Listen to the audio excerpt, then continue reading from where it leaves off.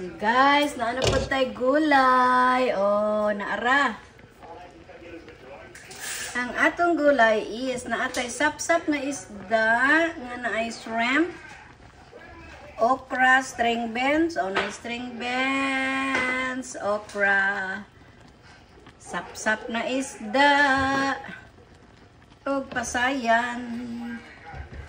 Baka na itong alagbate.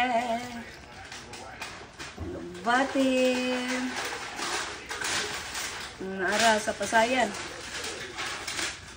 Dako kay nga isda dahil sa sapsap guys, oh. Sapsap nga dagko kaayo. Ayan. So ipadalom na to ng gulay. Gulay. Ang gulay is naara with okra, daghan kay okra ang libutang. Anya na ada yun, pasayan. Ayan, sarap. Basoy lang na, wala nagigisa-gisa. Wala, I don't like gisa-gisa pag gulay. Okay. Then the last is the kamonggay. Oh, napagid isa ka rin. Kamonggay na food. Okay.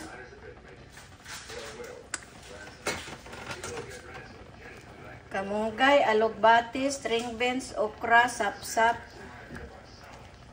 o pasayan. Syaro.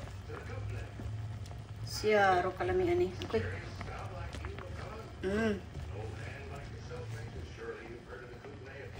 Ang gwapo gid ani ang sapsap guys, dagko kay ni siya ganina ang gipalit, oh. Ang giutan ko dayon, duha ka buok ra pud ang giutan kay ako ra may mukaon. Nara duha. Nya naara nya butangan na lang nato siya. Ang the last nga tong ibutang is sibuyas dahon.